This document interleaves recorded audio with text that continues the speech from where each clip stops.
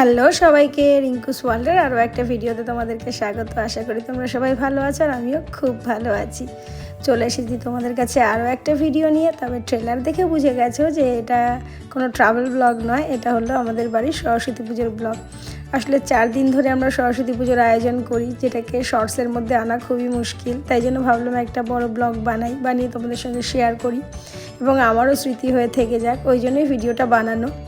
এবার সরস্বতী পুজো পড়েছিল 23শে জানুয়ারি শুক্রবার, আর মোটামুটি মঙ্গলবার থেকেই আমরা প্রিপারেশন স্টার্ট করে দিয়েছিলাম। ফার্স্ট মঙ্গলবার নারকেল কাটা থেকে শুরু হয়েছিল, তারপরে বুধবার বেলায় চলে গিয়েছিলাম আমরা একটু বাজারে।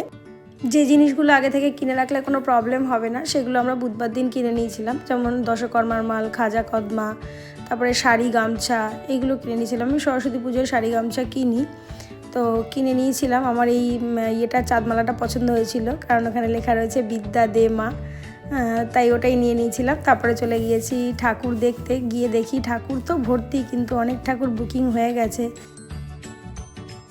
তো চলো এবার আমরাও ঘুরে ঘুরে দেখে একটা ঠাকুর পছন্দ করি, এবং পছন্দ করেও নিয়েছিলাম, করে বুক করে গিয়েছিলাম। এখন কিছু টাকা অ্যাডভান্স করে যাচ্ছে। আমরা ঠাকুর নেব বৃহস্পতিবার রাতের বেলা, বুধবার দিনের বেলায় বুক করে ফেললাম।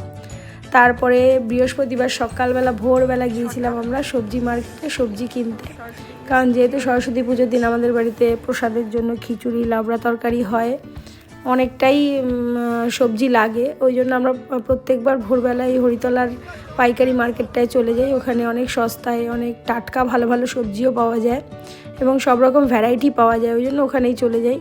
তো সবজি কিছুটা কেনার পর সেগুলো নিয়ে ঘোরা সম্ভব হচ্ছিল না, তাই আমি এক জায়গায় বসেছিলাম আর ওসব কিনে আনছিল। আর এই দেখো এত সবজি আমি বাইকে করে নিয়েই শেষ পর্যন্ত এসেছি।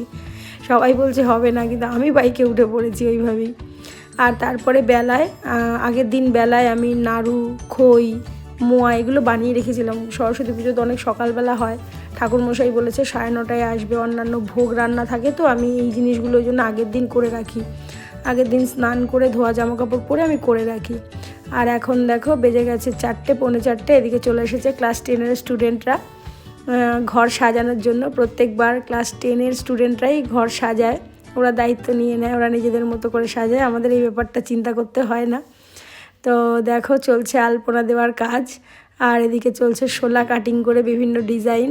ওদের থিম ছিল আমাদের কলকাতা,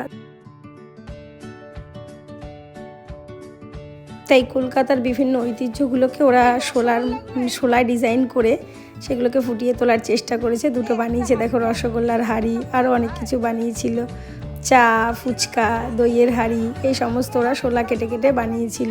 খুব সুন্দর হয়েছিল ডিজাইনটা, ওরা ধৈর্য ধরে অনেকক্ষণ ধরে করেছিল। আর এখন এদিকে আমরা চলে গেছি সন্ধ্যাবেলা ফল বাজার করতে। ফলটা আগের দিন করে রাখিনি, যে যদি নষ্ট হয়ে যায়, ওই জন্য এখন চলে গেছি ফল বাজার। আর টুকিটাকি যেগুলো বাকি আছে সেগুলো কেনাকাটার জন্য গিয়ে দেখলাম বাইক তো অনেক আগেই আটকে দিয়েছে, থানার আগেই। তো বাইক আমরা দূরে রেখে হেঁটে হেঁটে গিয়ে মোটামুটি বাজার কমপ্লিট করে ফেললাম। তবে অন্যান্যবার যতটা ভিড় থাকে ততটা ভিড় দেখলাম না, কারণ এবার সবাই আগে থেকেই বাজার শুরু করে দিয়েছে। মানে পুজোর আগের দিন রাতেই যে করতে হবে এমন কোনো ব্যাপার না, ভিড়টা তুলনামূলকভাবে একটু কম। এবার আমাদের বাজার করা কমপ্লিট, এবার চলে এসেছি আমরা ঠাকুর নিতে। এই যে আমাদের ছানাপোনারাও চলে এসছে ঠাকুর নিতে, ওরাই ঠাকুর নিয়ে যাবে। তো ওরা এসে ঠিক চিনে বার করে ফেলেছে আমাদের কোচিনের ঠাকুর কোনটা, তো এইবার ওরা ঠাকুর নেবে। চলো ঠাকুরটা নিয়ে নিই।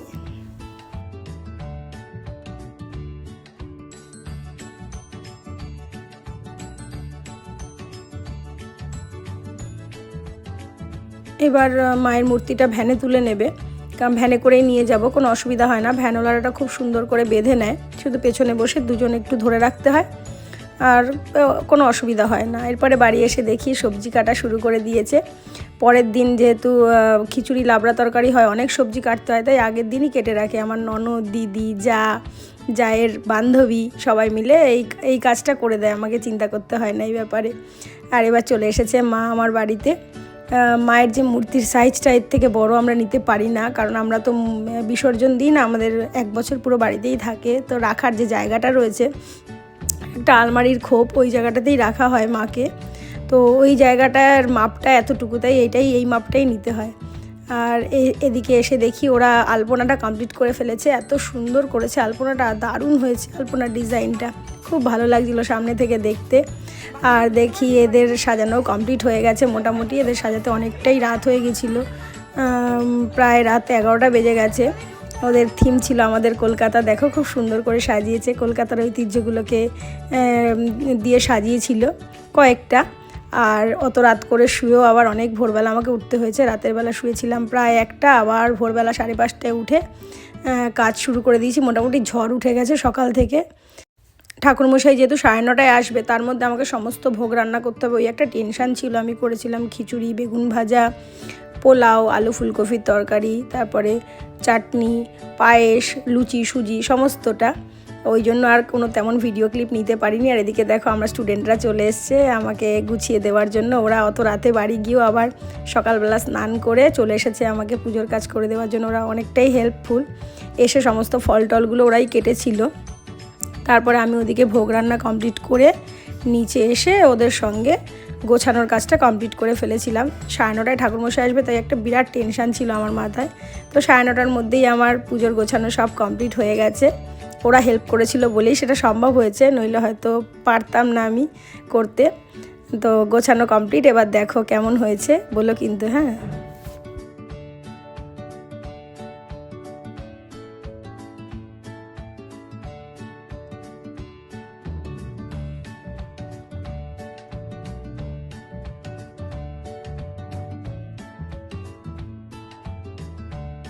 এবার এসে গেছে ঠাকুরমশাই, আর মোটামুটি অঞ্জলি দেওয়ার জন্য সবাই আসতে শুরু করে দিয়েছে। ঠাকুরমশাই 10:30টায় এসেছিল, ওই জন্য আমি একটু রেডি হওয়ার সময় পেয়েছিলাম, নইলে হয়তো শাড়ি পরে রেডি হতে পারতাম না। তো এবার রেডি হয়ে গেছে, ঠাকুরমশাই পুজোয় বসে গেছে। তো এবার অঞ্জলি দেওয়ার পর্ব, সবাই অঞ্জলি দেবে, সবাই মোটামুটি জোগাড় হয়ে গেছে অনেকেই অঞ্জলি দেওয়ার জন্য। তবে অঞ্জলি একবারে হয় না, 2-3বার অঞ্জলি হয়। প্রথমবারে সবথেকে বেশি সংখ্যায় দেয়।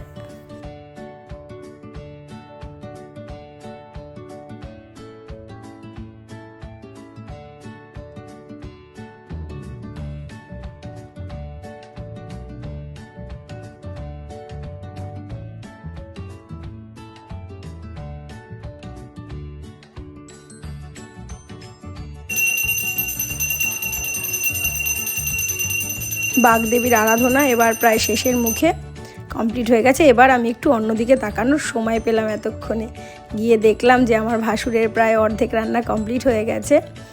প্রসাদ দেওয়ার জন্য লাবড়া তরকারি, খিচুড়ি সমস্তটা আমার ভাসুরই করে প্রত্যেক বছর দায়িত্ব নিয়ে। এটা খুব ভালো রান্না করে আমার ভাসুর খিচুড়ি। আর এবার আমরা আরতিটা একটু সারা ঘরে ঘুরিয়ে নিলাম, ঘুরিয়ে নিয়ে এবার কিছুক্ষণ পর থেকে দেওয়া শুরু করলাম প্রসাদ বিতরণের পালা।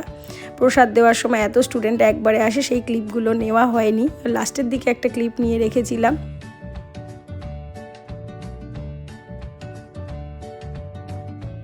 তো মোটামুটি খুব ভালোভাবেই পুজোর সমস্ত কাজবাজ সব কমপ্লিট হয়ে গেছে।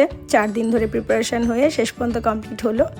আর এটা হলো পরের দিনের ভিডিও। পরের দিন সকালবেলা দধিকর্মা মেখে নিয়েছিলাম। স্টুডেন্টরা থাকতে থাকতেই আমি দধিকর্মাটা মাখি, তাহলে ওদেরকে প্রসাদ দিতে পারি। দধিকর্মা মেখে সবাইকে দিয়েছিলাম।